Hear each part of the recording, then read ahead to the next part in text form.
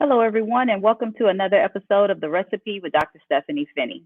It is my hope that through each segment, you will receive ingredients to live your best life. One seasoning I'm personally passionate about is in the area of health and wellness. In fact, I host an Instagram live titled, Do You Know What's in Your Feminine Care? But I will speak more about this at the end of the show. For today, please welcome my Uncork and Unwind hosts, Boomshika Rogers and Terrence Gill. Hello, everyone. Thank you so much for having me today. I'm author Terrence Gills, author of a great novel, Choice. Thank you for having me. Hello, everyone. I'm Boomshika Rogers, professional administrator of Minding My Business and helping you mind yours. Okay, all right. So let's begin with a few introductory comments for discussion. The first is Howard University cancels debt for juniors and seniors. Students whose families are currently carrying an outstanding balance for the spring 2021 semester will have their current debt erased as well. Any thoughts? Well, I think that's an excellent idea. I think they're following suit with Langston University, who announced in August that they were canceling everyone's debt up until August of 2021. So if you had a bill anytime between in the year of 2020 to 2021, that bill was erased. So I think it's an excellent opportunity for those students who, during the pandemic, whose families may have lost jobs or got laid off and they couldn't pay their tuition. It's just amazing how these HBCUs are showing grace to students who didn't have the opportunity to pay their bill and couldn't get back to school. Now they have that opportunity to gain that education and continue on down the path of, I like to say, righteousness. So let's stay on the right path, everyone. Take advantage of it. I didn't know Langston did that, so thank you. I learned something new. That's Great. Our alma mater, so. Which is also a HBCU, the best HBCU. What do you think about that, Mr. Gills? Not the HBCU part being the best, although that's true, but about the debt being canceled. Oh, I wish that I could have taken advantage of that program when I was in college. That would have been wonderful. You know, my school loan is paid off. So I worked and struggled to make those payments. But I wish that I would have been able to take advantage of that, you know, and have my tuition and debt erased like that. That's wonderful, you know, that these schools are doing that for, you know, this virus that we have, this pandemic that we have going around, and people that lost their jobs, you know, didn't have any control of that. They had nothing to do with that, but they still had bills to pay. So I love the fact to see that universities are taking it upon themselves to do that. Yeah, that's wonderful. I think it's great. Especially HBCUs, especially. Yes. Mm-hmm. Yes. That is wonderful. I'm not saying it's not being done at the other, universities, but it's just I'm starting to hear more and more where HBCUs are doing that. So that's good. And Mr. Gills, aren't you in the medical field? Yes, I am. I'm currently a traveler. I'm an orthopedic surgical tech here in Alpharetta, Georgia. So yeah, I work in the OR every day. We do surgery all day, every day, and I love it. I do love it. It's a great field. I've learned a lot. I see a lot. I do a lot. You know, working side by side with surgeons every day to help the population get back on their feet. Thank you for your service. Thank you. Thank you. What were you going to say, Boomshika? So how is that going in every day? I know you don't necessarily deal with COVID patients, but I'm sure, you know, you're in a situation where you may be under high stress because a lot of people still think that this is a gimmick, a way to control the economy, a way to keep people unemployed. It's a joke. So when you're in the hospitals, I mean, what is that environment like? Actually, I do surgery on COVID patients, and we wear N95 masks in the OR, so we're very well protected. It's a tough job, you know, because you see a lot of sick people, a lot of things that we take advantage of, you know, as far as health. You don't see these individuals every day. And it's not old people. It's not like people that are in their 70s or 80s or 60s. No, it's young people. They're in their 20s and 30s. that can't do things that we take for granted on a day-to-day basis.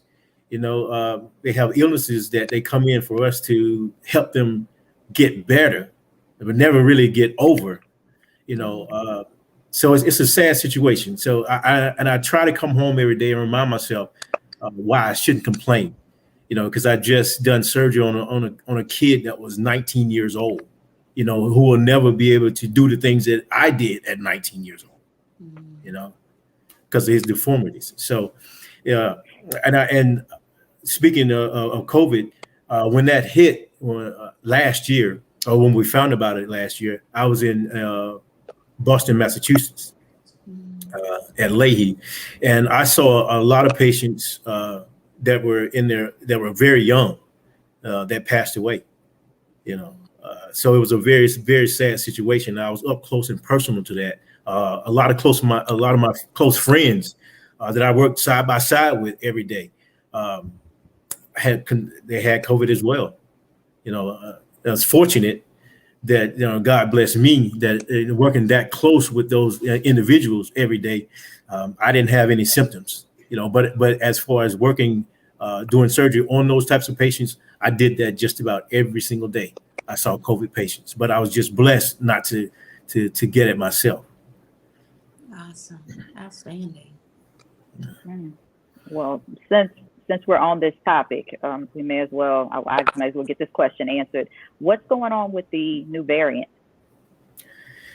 It's a lot of people. People going to be skeptical about anything. A lot of people still skeptical about the flu virus. The flu vaccination rather, not the virus, but the vaccination. So you're going to have individuals out there who are always going to be skeptical about any type of vaccination that there is.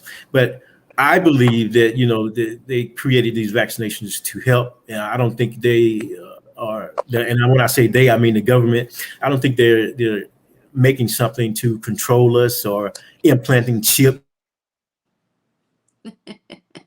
in our body to do something to help eradicate or at least keep it to a minimum of individuals that do contract it, so others won't. So we won't have another pandemic like we did last year where, over 500 million some people worldwide passed away from this one disease. Yeah. All right. Great information. I didn't think we were going to go that way, but still, great conversation. Yeah. Well, let's go to Brittany Mason. She is a 23-year-old record holder in the 100-meter T47, which is upper limb impairment, who competed in the Tokyo Paralympic Games. And she serves as a reminder that the starting blocks of life should never define you. It's how you run the race. She's a track star that we should include in our conversation of the Olympic Games.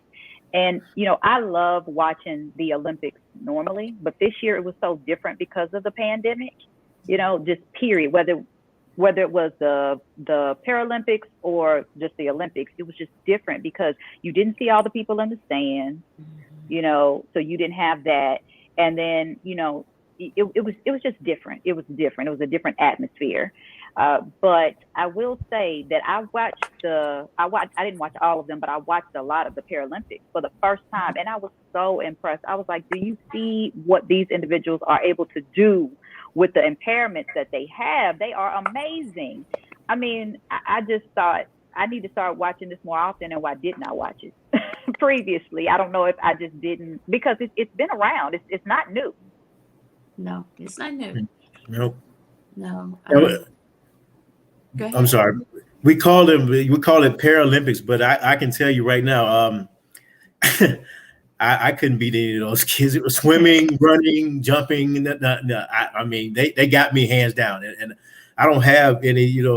I was born physically capable of doing just about whatever I want, but I don't think that I could beat them. So we call it Paralympics, but is it really Paralympics? Because these kids are pretty amazing in my book. Very amazing. Yeah. And I agree. It's not, people want to talk about it's a handicap, so we have to give them special and certain considerations. But realistically, they can run, swim, jump, circles around many of us fully capable body people walking the street every day. I think that it's a wonderful platform for them to show that they still have that ability. And I'm glad that it's getting a lot of notoriety within the past couple of years, because it's an achievement that many need to see that are maybe paraplegic, quadriplegic, that may be missing any other type of limbs, that they can do it. It's an inspiration. Like, I love watching the Olympics, but I have no desire to get up and do the Olympics. But I'm just being real. There may be someone out there sitting in a wheelchair thinking, I have no hope to do anything but this wheelchair. And then you see someone who is doing great things in a wheelchair. Can you imagine what that would do to someone's spirit? I think this is awesome. This is awesome. Yes. Yeah. Most definitely. Yeah, I was blown away by watching them, because I started with the basketball game, and I was like, okay, so you're in a wheelchair, so you have to be able to maneuver in the wheelchair and still dribble the ball and get it in the hoop just like anybody else. That sounds more complicated than someone who is not in a wheelchair. Yeah, definitely. Yeah. And they probably shoot a whole lot better than I can, and I got 2 working legs. So, these kids are not handicapped. No, I don't call them handicapped. I mean, they can do some amazing things. So, and you actually bring up a point. I feel like handicap is a discriminatory word. It's not a positive word, and I don't want to say disability either. So what would be the right word so that it can? So we have a classmate. I don't know if you remember one of our classmates. We really have to get him on the show one day. Went to Langston University, and he was in a motorcycle accident. Oh, yes. And so what he says is, don't diss my ability. So it's okay if you want to say it's a disability, but don't diss my ability. And I always love that. I'm like, oh my gosh, because he does great things. He's always he was in the newspapers, he's on Facebook, he's doing all these different things, refereeing. He is a great individual, and just because I think he's a paraplegic, but it's not a death sentence. Yes. It's not, when handicap is what it is, but it still doesn't mean that he doesn't have the ability to do great things. So I think when we're trying to be politically correct, we take away that, yes, this is a condition that I have, but I still have the ability to do great things. And I think when we have athletes who are out there doing these type of great things, they're actually shining light that, so I have a condition. Like, heck, I have a condition. And I know I'm not going to be able to run down the street. I'm not going to do it. This little heart of mine is going to give out. I have a condition, but I have the ability to do other things. I can walk. I can walk real good. Real good. So I'm just saying. real good. Real good. I mean, I could strut. I love that. Yes. Awesome. Well, let's take a quick break for a commercial, and then we'll be right back with our edition of, this is not Girl Talk, so I'm going to switch that up real quick, but our Uncork and Unwind edition with Boomshika Rogers, Terrence Gills, and myself, Dr. Finnie. Thank you. Hey, it's your girl Lisa Dene, and I want to tell you about a product that has changed my life. Rain Premium Sanitary Napkins. Rain products are infused with a Nobel Prize-winning material called graphene. It's the graphene strip that provides the various health benefits that can improve your quality of life during that time of the month. Listen, I've been very loyal to a certain brand of feminine products, but I've never experienced the results I get with Rain products. The difference is in the graphene strip. Using Rain products has totally eliminated the painful cramps I experience, and it can also help balance your body's pH, eliminate harmful bacteria, and help fight fatigue. Graphene moves heat away from your core to keep you cool and comfortable. Ladies, it's time to upgrade your feminine care with products that not only offer protection, but also improve your health and wellness. Place your order today and receive your premium sanitary napkins delivered directly to your door. Visit www.drfcare.com to make your purchase today. And don't forget to mention that your girl Lisa Dene and Stunner Radio sent you. Hello, everyone, and welcome back to the Recipes episode of Uncork and Unwind with hosts Boomshika Rogers and Terrence Gills and myself, Dr. Stepheny Finnie. You guys say hello. Hello. All right. So let's move on to our next topic as we go into the unwind portion of this episode. Now, I'm not going to say this name correctly. I do apologize, but Giannis A. I'm going to try it. Atinkatempo, I believe is his name, becomes part owner of the Milwaukee Brewers. And he states, this is a dream come true for a kid from Athens, Greece, born from immigrant parents. I could have never imagined I would be in this position. Now, my question that I put on the table is, why do we not have more African Americans or even people of minorities owning or having part ownership of NFL teams, NBA teams, NHL teams, period? I mean, I know that we're hearing more about it, but I'll just put that out there. Mr. Gill, would you like to go first? I'll yield to your expertise. No, I won't say I'm an expert, but like Dr. Finnie and I was talking before, I think a lot of African Americans now are coming from under the umbrella of the Jim Crow era. We're not back in the 50s, 40s, 30s anymore.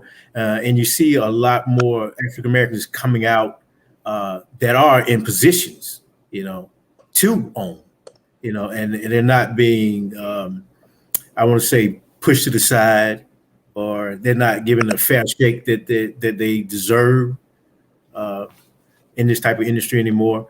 And they're coming to the table and they're bringing fresh new ideas.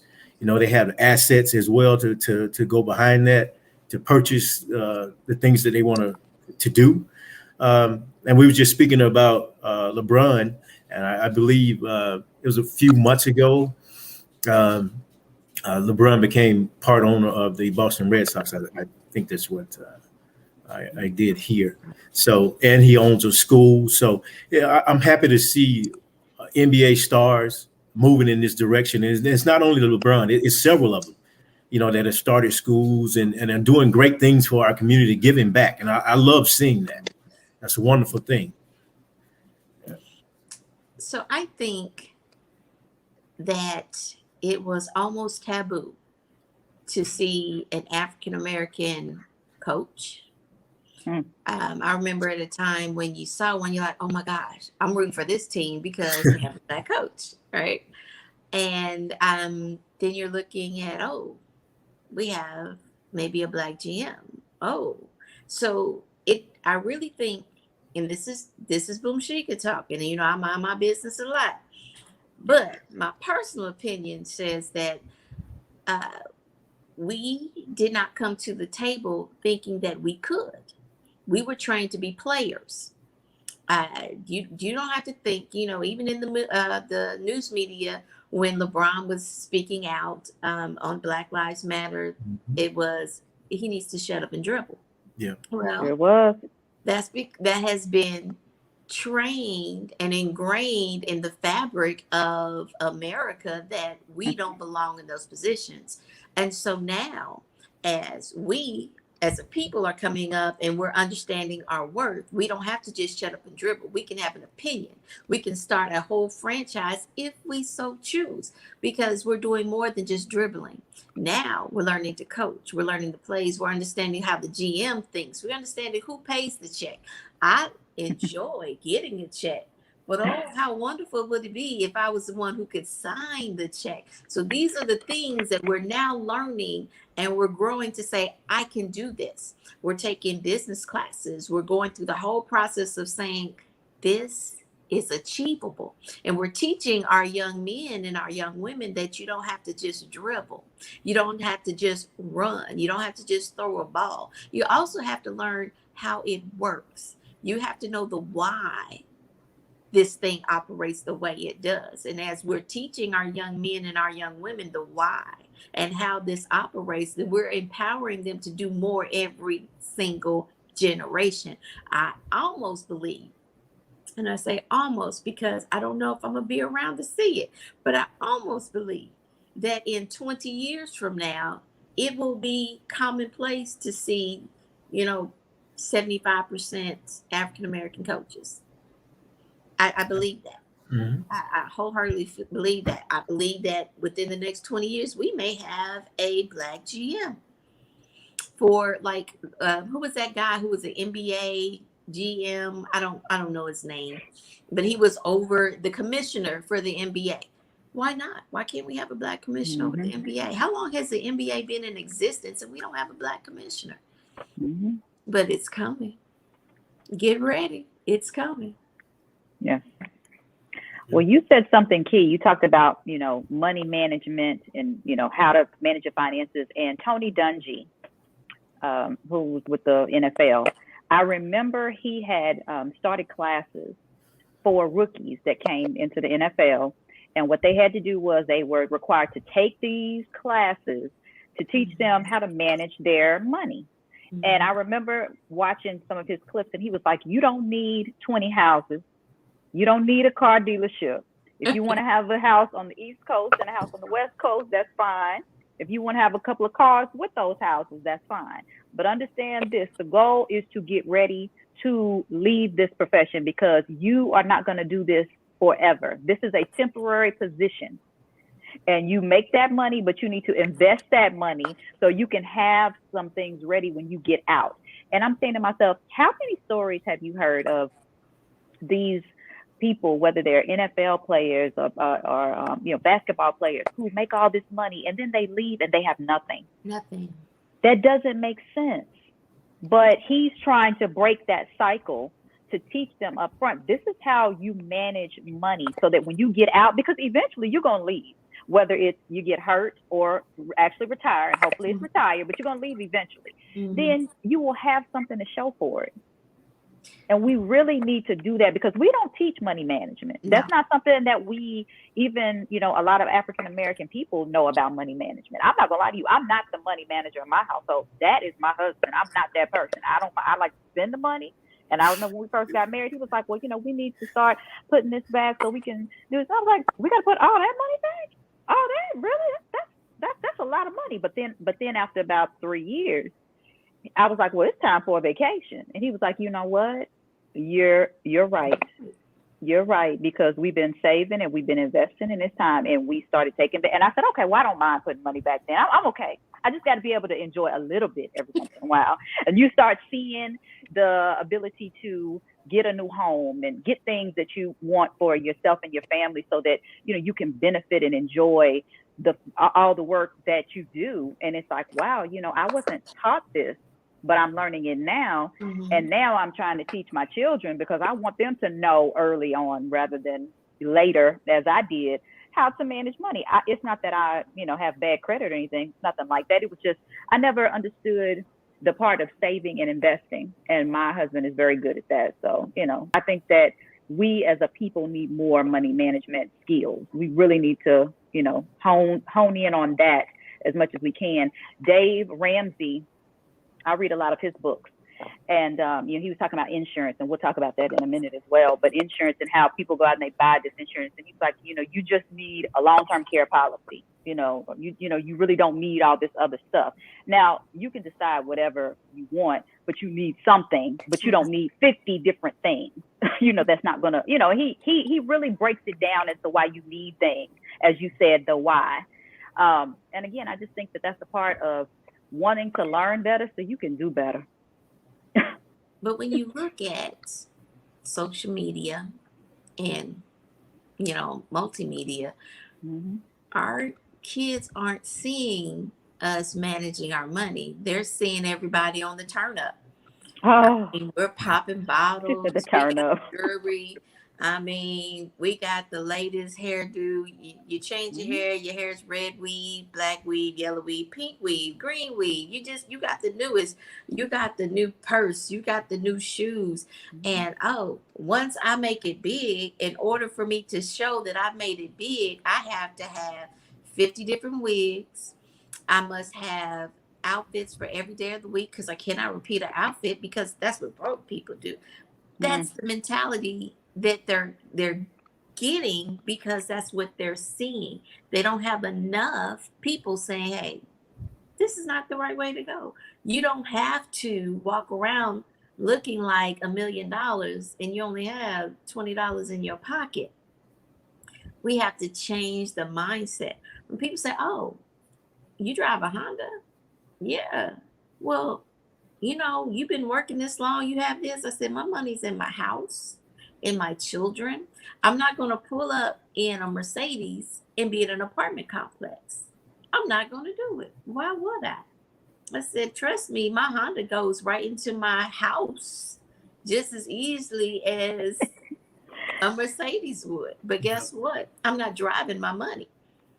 I'm living my money. When I lay down, I sleep well in my house. I can't sleep in my car. When I get hungry, guess what? My money feeds me.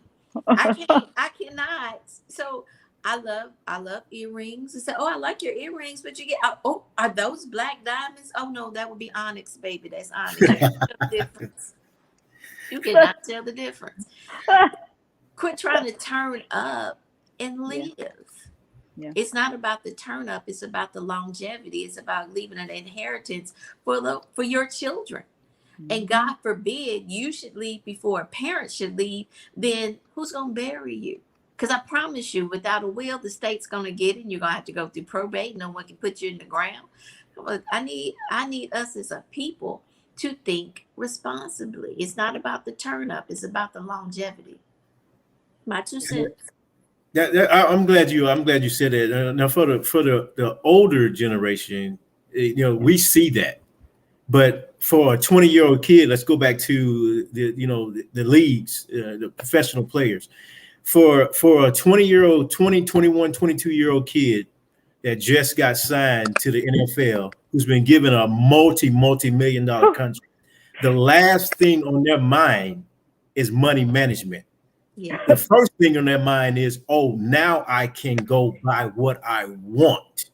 I don't care about taxes.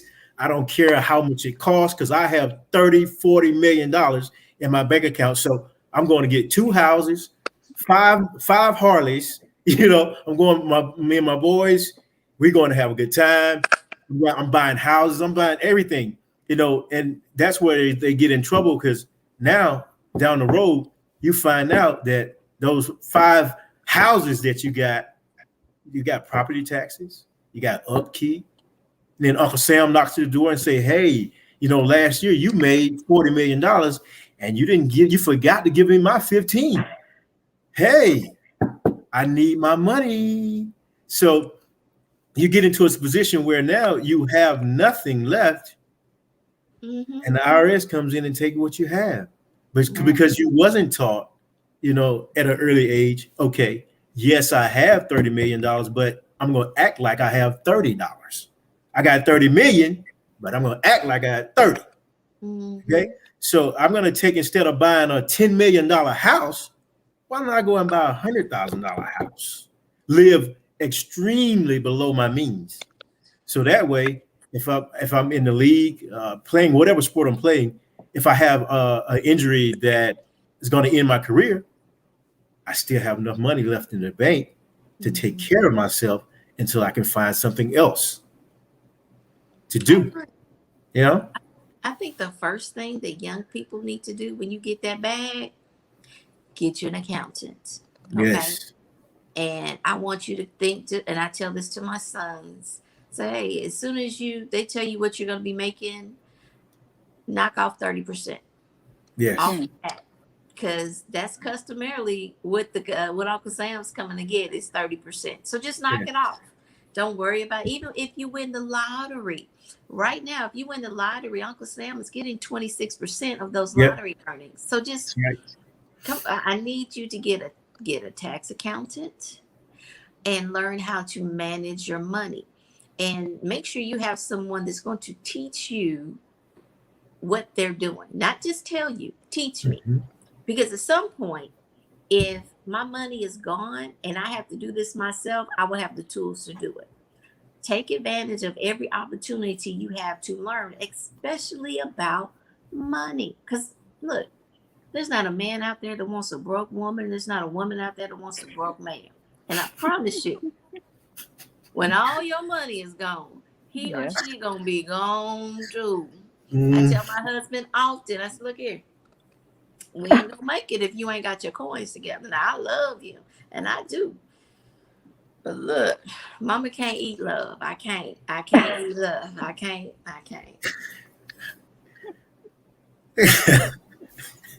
That's okay. That's okay. You know, I don't want people to boom shiki to misunderstand you. That you know that you married just for what your husband has. I know you do love your husband. You know, and I understand. But and I know. I mean, but I understand finances in a relationship. I know we're getting on another subject here, and I'm sorry about that, Dr. Finnie. But I just want to say, you know, finances in a relationship, but especially in the beginning relationship, it causes a lot of problems. You know, because you so deep in debt that you don't see a way out, and that does cause a lot of marriages to separate because your finances are dead. But here's the thing: if we're open and honest, I like to say bad news doesn't get better over time. So once you see it, you have to tackle it. You can't just say, "Oh gosh, this is overwhelming. I don't know what I'm gonna do." It's not gonna go anywhere. You must tackle it. You have to have that courage to say, I'm going to make a change. I'm going to fix it now. Doesn't matter how I got here. I'm here now. Let me fix it. And I think we as a people sometimes get a little nervous when you're talking about Uncle Sam and the taxes and, oh my gosh, I don't want to go to jail. I can't deal with it right now. And we shut down, as opposed to going forth and saying, you know what? I got myself into this. Now it's time to get out. If that means I have to buckle down, but don't sit in it. There's where we have a problem, is when you sit in it and you pretend like it doesn't exist. You're just going to keep balling out of control. I see a message here from Miss Smith says that unfortunately most entertainers and players don't have someone in their corner to keep them grounded like that for financially. That's probably true. More than likely, that's true. But when you put yourself, when you're in a position like that, you have to go and find those individuals who can help you. You know, that if they don't come to you, you go to them. You know, because money's not gonna last forever, no matter how much you have. If you abuse it, you're gonna lose it. So you have to go out and seek those individuals. Find them, find the help that you need to stay financially stable. You know, don't get caught up in a moment where, you know, you have the money, I can afford to buy this. I'll worry about all the rest of that, everything else later on. Later on, you know, later on is gonna come back and bite you. So my train of thought would be, when you find yourself in a financially secure position, find the help, or before. Get it before you financially, so you already know, okay, I need to invest my money in this area, or I need to put my money in this area. So and I like to say, put pride aside, because a lot of times we're taught, oh, don't let people in your business. Put your pride aside and get the help you need. You have to learn how to manage what you have so you can keep what you have. That's right. Or grow what you have. How about that? Right. Grow it. If you surround yourself with those individuals that know the ins and outs of how to do that, then you will become part of that chain. Amen. Yeah. Awesome. That was good. We have another comment from Ms. Smith. I appreciate LeBron and his circle. He invested in his circle to learn the financial system to help him invest his money. He did, and he did a smart thing, you know, and now he's making big moves because he did that. And I applaud LeBron and all the things that he's doing. I'm happy to see the brother doing very, very well for himself. You know, when his basketball career ends, LeBron doesn't end. LeBron keeps going. His legacy continues. Yeah, just like you know, Oprah is not you know, she has a lot of things going, but she's not on TV like that she used to be anymore. That show is gone, but Oprah is still Oprah. Oprah is still going. You know, she still has a franchise. Mm-hmm. So that's a whole network. That's right. You're gonna remember who Oprah is until the end of time. That's right. She's not going anywhere. Yeah. You're gonna remember Michael Jordan too. Oh, you're gonna definitely remember Jordan now. Every time you go. That's right. Every time you call the name Nike. Every time you say Nike, you say in Jordan. Yeah. Yes, you are. Yes, you are. Oh. All right. Well, let's take a quick break, and we'll be right back with the Uncork and Unwind episode with myself, Dr. Stepheny Finnie, Boomshika Rogers, and Terrence Gill.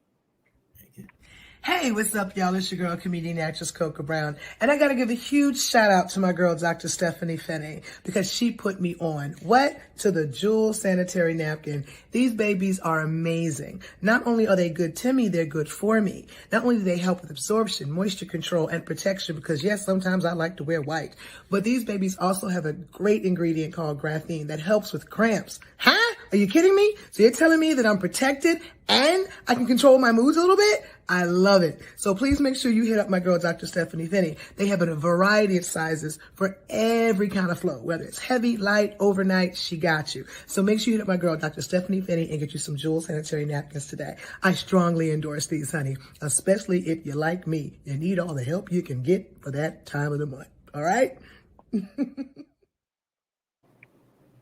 Hello, everyone, and welcome back to the Uncork and Unwind episode of The Recipe with Dr. Stepheny Finnie and Boomshika Rogers and Terrence Gill. Say hello, co-host. Hello, everyone. Hello, everyone. Okay, let's move on to our next topic. Now, this was interesting. This is from Kelly Rowland, previously of Destiny's Child. She recalls a time when Tina Knowles lovingly pressed her for not looking out for her loved ones. And I quote, "It's a shame that she didn't have life insurance." It's a common phrase that people will utter to themselves and others when news of a loved one's death is followed by an announcement that money is being collected to cover the deceased burial costs. All right. I had someone here, actually, I interviewed months ago, and she was African-American that dealt with life insurance, and she had a really unique, plans that grew the money. And actually, like, if you paid into them, if you decided that you wanted to start taking money out after like 20 years, it would start paying you. It was really neat. But needless to say, all that aside, she talked about how, you know, people just still to this day, you know, are not, you know, insured. Like, they just don't believe in getting life insurance. It's like, it's not a common thing, and it should be, to at least have something. And she was talking about her mother, who she didn't know didn't have life insurance. And then they ended up having to pull together when she, you know, transitioned. And I just thought, why don't we think about life insurance? You know, and I mean, for Kelly Rowland, who, you know, she's superstar. I would think, and that brings me to Selena. I don't know if you remember Selena. She's a Hispanic singer. And she was, beautiful voice. I did not know until my husband told me. We were, talking about her when we saw her movie, and we were talking about her, and she didn't have life insurance. So when she died, it was like they had to pull everything together to take care of burial expenses. And I was like, but these people already have money. They already are successful money-wise. So why not automatically get life insurance? At least one policy.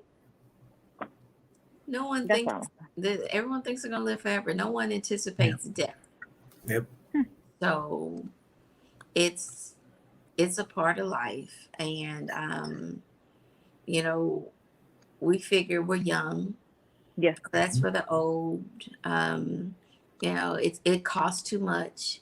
But when you look at it, life insurance, even for a term policy, if you're a healthy individual, it could cost you about maybe $34 a month. $250,000 policy, what's that, $1? $1 a day, $1 a day. You know, and it's not for you. It's for those you leave behind. Right. It sure is. And that's how I think about it, because I have always, I mean, that's never been an issue for me. I've always had a life insurance policy because I always said I never want to be a burden to my family when the time comes. If I go first, I don't want my husband to have to worry about anything. Matter of fact, I want him to be able to say possibly, you know what, I don't even want to work anymore. And I don't have to. I don't have to, because my wife was fully insured. We're good, and vice versa. I feel like you should have that option if a emergency was to happen, because as you said, life happens, and now we are in a COVID environment, so life is really happening. Yeah. And we can't see COVID. It's out there. So I'm just like, why not get life insurance? And you talked about the older generation, I'll say more mature generation. But if that's the case, I know that a lot of them don't have policies. And some of the young, what's that about? So it's harder to get insurance the older you get, and if you have a pre-existing condition. But there are policies out there that even if they don't check you for your health condition, you don't have to do a medical examination, and you can get a policy. Now, it is a burial policy. You're not going to pay off your house, your mortgage, or anything like this, but your children will be able to give you a proper home going. And at that point, I would recommend a will. And these are just things that people don't think about. And it's like, okay, and I was just having this conversation. I need to redo my will because my will was done in 2009. Well, I've had some major life changes since 2009. And I know it's like, you know what? I need to sit down and redo my will and look at how my policies are set up. But we think tomorrow is promised. I'll do it tomorrow. Let me take care of it tomorrow. It's not. And for our, I won't say season, for those of us who are still basting out there, basting, we have to consider this is not about us. It's about those we leave behind, and we don't want to put them in a situation where they're struggling to give us the burial that they think that we deserve. And I'll say it like that because it's not what we want. I mean, I want to be cremated. I told my children I want to be cremated. My sons told me they wanted to be cremated, and I had a very bad scare with one of my children. And I was in a situation where I was sitting up there, I can't burn this boy. I can't burn his body. I'm not gonna be able to do it. So at that point, it's how I want to bury my child. You know what I'm saying? So it's not about you. And I'm gonna look directly in the camera. It's not about you.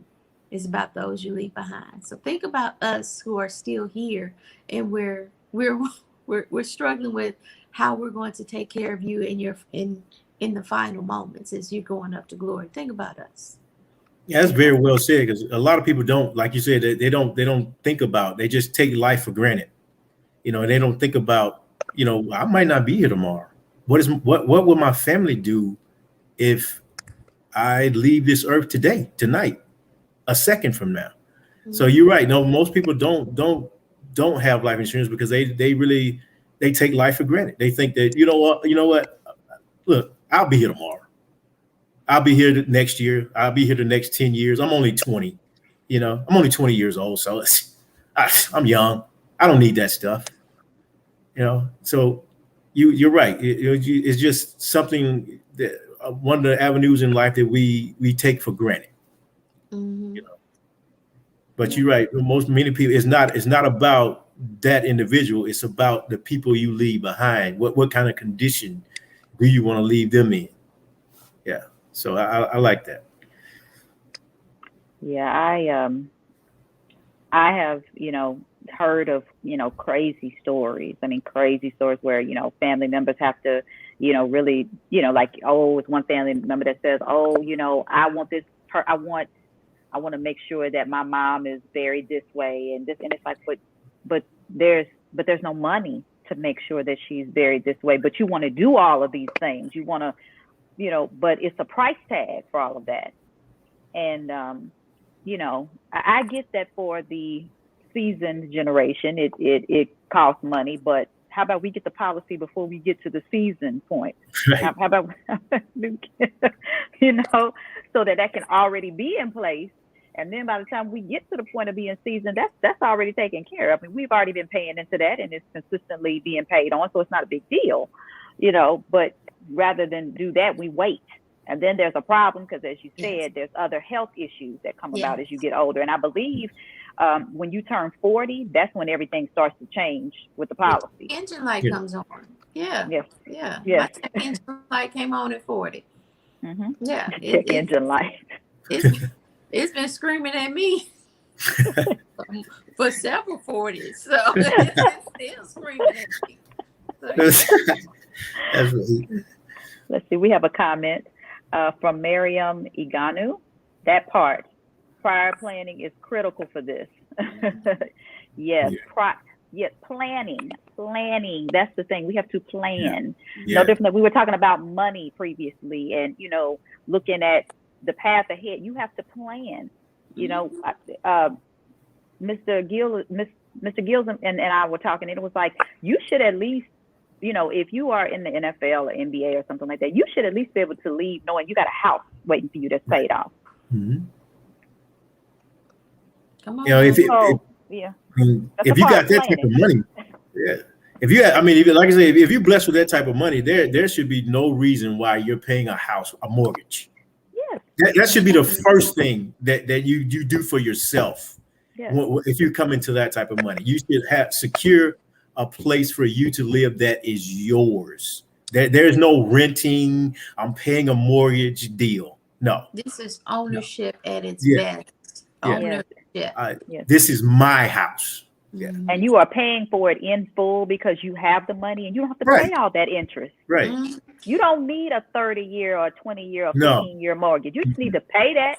That way you have a house that belongs to you. The only thing you're paying is taxes and insurance. Okay, there you go. Don't forget your taxes That's after you pay that house. There are taxes. I said taxes and insurance. Yeah. I said that because trust me, they will come and get it. They'll come get it if you don't pay the those taxes. But at least you have something that's yours. You know what I mean? The tax is going to be minute compared to a house note. Oh yeah. But you got to pay them. Yes, because if you don't pay them, it'll be somebody like me who will pay the taxes on your house. That's right. And that will be my house. I don't blame you. Yeah. I don't blame you. Yes. Financial abuse is more common in our community still. Yes, it is. Yes, it is.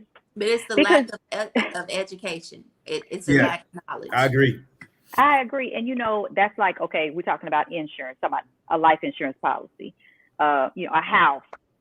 These are things in my mind. I'm saying if I took care of this. I mean, I'm not even an NFL player, but I'm just saying, let's say I do come into that type of money. That's one of the first things I'm going to talk about. I need to get a house in full, paid.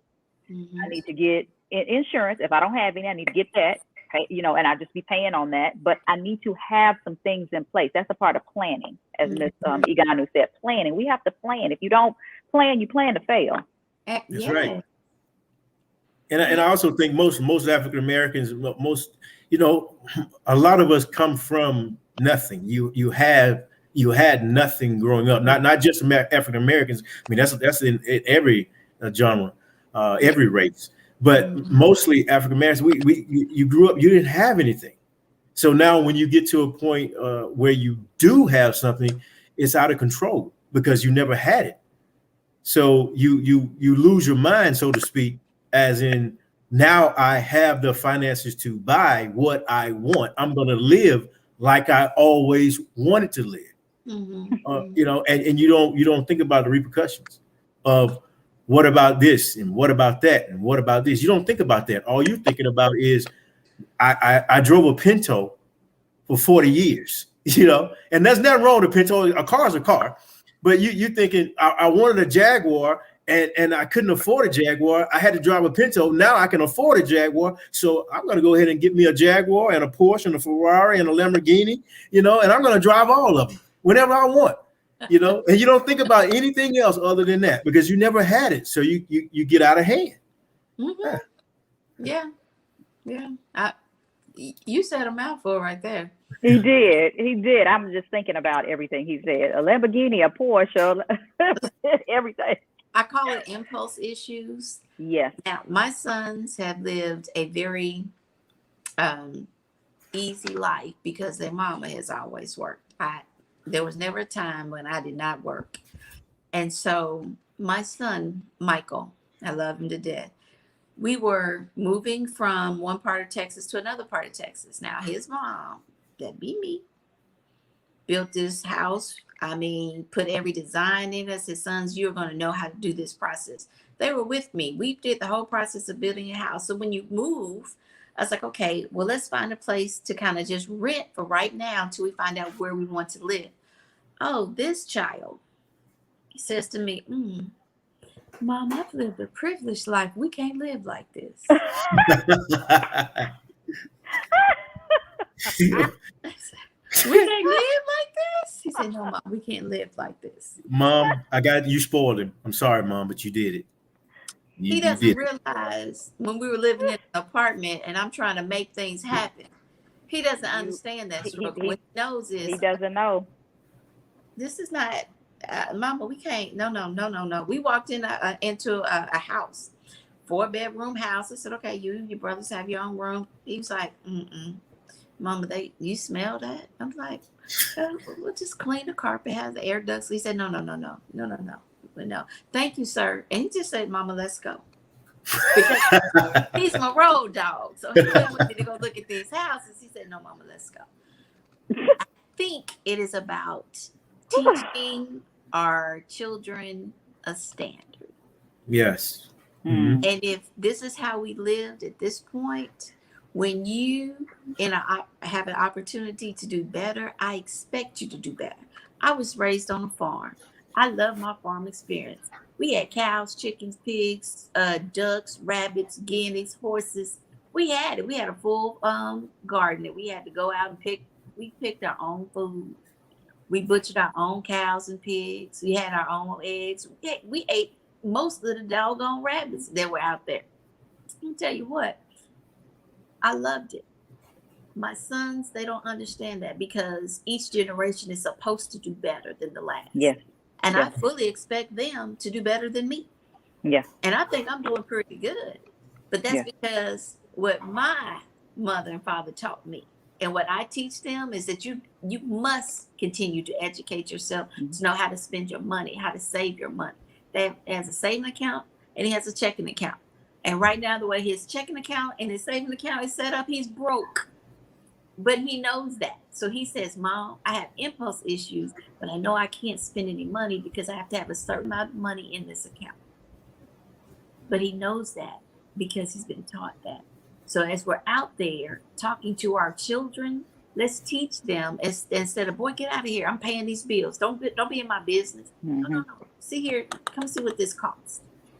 Come see what you need to make in order to live this way.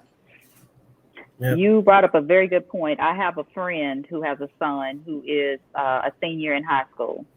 And he said, he's not sure he wants to go to college. Which we're like, fine. Okay, that's not a problem. Because I would rather you say it now so that we don't have to waste this money and this time putting you through college. Okay, fine. And so he says that he wants to do something or another. I can't remember. And his dad was so smart. It reminds me of the episode of The Cosby Show where Theo was saying that he wanted to do all this stuff and they had all this play money and they set the house up as if this is how much everything gonna cost and you need to rent from Rudy. She was Mrs. Somebody in her little hat and stuff. Okay, so his dad, this is a real story. He said, so what type of apartment do you want to live in? He was like, well, I think I want like a 2-bedroom. I like to have, my own bedroom and another. And he said, well, okay, like what type of, he was like, I want to live over here. So then he said, come on, let's go over there and find out how much those apartments are. So they went over there and he was like, yeah, you see how much that was like $1,100 for that 2-bedroom, 2-bath apartment right there. Mm-hmm. He said, okay. And he said, and we haven't even talked about food. We haven't even talked about car. We haven't even talked about all your bills, cable, your cell phone. And so it gave him a picture. He said, so if you want to do X job and this is how much money you're going to make every month, you got to figure out how to balance your budget to make that work. And it looks like you ain't going to have any type of social life because all your money is gonna go towards paying that rent because it does have to be paid on time or they will put you out. They will put you out. And you will have to pay those bills. I think water was included, but you still got to pay cable and electric, and you have to pay your cell phone. And again, I guess you're just not gonna have a car, so I guess you're just gonna go ahead and take the bus. What you gonna do? Get your bus pass, baby. Get your bus. Yeah, pass. that's it. Those are life lessons. Yeah. It's called a teachable moment, and Yep. our children need to have those teachable moments. Let me show you how this works. They will not die. They will not die. No. Go ahead. Teach them. I think we should go back to the older days where parents you had to live a little bit hard because I think most of the kids today are privileged. They feel like they're privileged because of their parents. Exactly. So you need to educate kids and take them back to a point where let me show you what it takes to get to where you want to be. And when you get to where you want to be, let me teach you how to be responsible enough to take care of what you want or what you have, because nobody's going to give you anything. Everything comes with a price, everything. So either you're going to put yourself in a position to get it or you're not, because nobody's going to hand it to you. Oh, yes. And one thing I can say about Miss Boomshika, because we went to college together, hard worker, always worked hard. I mean, I never understood how hard she was working. I remember a couple of jobs. I was like, wow, she is really doing this. She's really doing this work, I wanted a truck. I worked 3 jobs my senior year in high school, but I got my truck. I love it. So I don't have a problem with working hard. I would just like to work less hard now that I'm seen 40 a few times. Absolutely. I'm still basting though. I'm not seasoned. I'm basting. I love it. I love it. I love it. But you worked hard for what you have though. So if you sit back now and enjoy the fruits of your labor, there's nothing wrong with that. You're not lazy. You've done the work. You plowed your fields. Your crops are growing now. So you should be happy to go back to your field and enjoy the fruits of your labor. That's fine. Unfortunately, my boss does not feel the same. So he wants me to continue to work like I am still in the field plowing. No, put him on the page. Just go ahead and let him know. Go ahead and sit him down for a minute. No. That's why I use an alias. There you go. I need that plausible deniability because I might say something that could get me fired. Not fired, fired. I understand. I understand. I see you. Yep. I see you. Okay, so this is nearing the end of the show. Any final comments? Would you like to put some information out there about where people can reach out to you? If you have anything going on that you want to promote, this is your time. Well, I put out there, like I said, that I'm up and coming. I am an author. My first novel was published in January. You can find me on Instagram. You can find my novel on any of the ebook platforms, Amazon, anywhere. It's out there, and it's called Choice. It is an erotic romance novel. And yes, I did write that. A guy. Yes, I did do that. And I'm currently writing my second one, which is going to be a little bit more erotic than the first one. So I want to throw that out there too. Yes, ladies. Okay. Yes, that is. but yeah, I'm pretty excited about that, and definitely getting that novel published and out there to the public. So a lot of people are responding to it. And I would appreciate it if anyone who's listening or can see me, get your copy. I greatly appreciate the support. Thank you so much. Awesome. Well, I just want to wish everyone a wonderful day. And hashtag January 15th for those who've been watching the show. Hashtag January 15th. All right.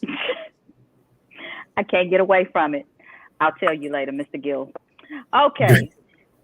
For everyone watching and listening, thank you so much for taking time out of your day to connect on the recipes segment of Uncork and Unwind with myself, Dr. Stepheny Finnie, and Boomshika Rogers and Terrence Gills. Before I go, if you're on Instagram, please tune in tonight at 9 p.m. Eastern Standard Time as I provide a serving of health and wellness in the area of feminine health care. And for any men out there, please do not shy away from this topic, because if you have important women in your life, you also need to know about this information. That's it for us. We hope you enjoyed this segment of Uncork and Unwind. And now I'm going to allow singer, songwriter, television personality, and founding member of Sisters with Voices, Lily from SWV, to provide her endorsement of RAIN, previously known as Jewel Feminine Care. See you next time on The Recipe as we bring you all of the ingredients for living your best life. Take care. And the packaging, it says Jewel on it. And she sent me so many different, it's for moderate flow, heavy flow. Hold on. And this was my favorite. That is my favorite. That is my favorite.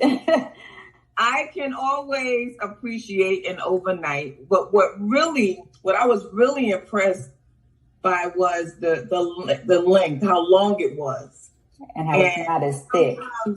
If you guys still get those monthly friends, sometimes that thing could just be out of control and never do what you asked it to do. It'd be all over the place. But honestly, I had absolutely no problems at all.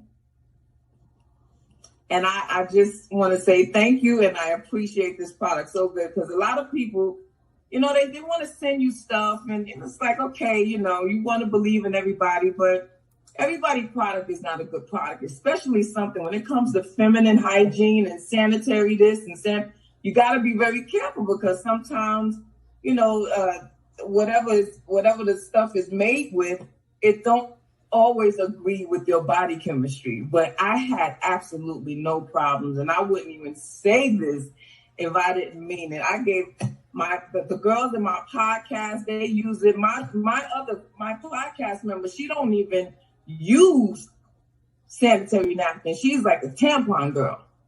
Mm-hmm. But she really appreciated this, and I thought, I have to tell you this. I couldn't wait to get on here to tell you this. So for everybody that's on here that's still going through them, getting those monthly visitors, please support Dr. Finnie's business. I tried it myself, and I loved it.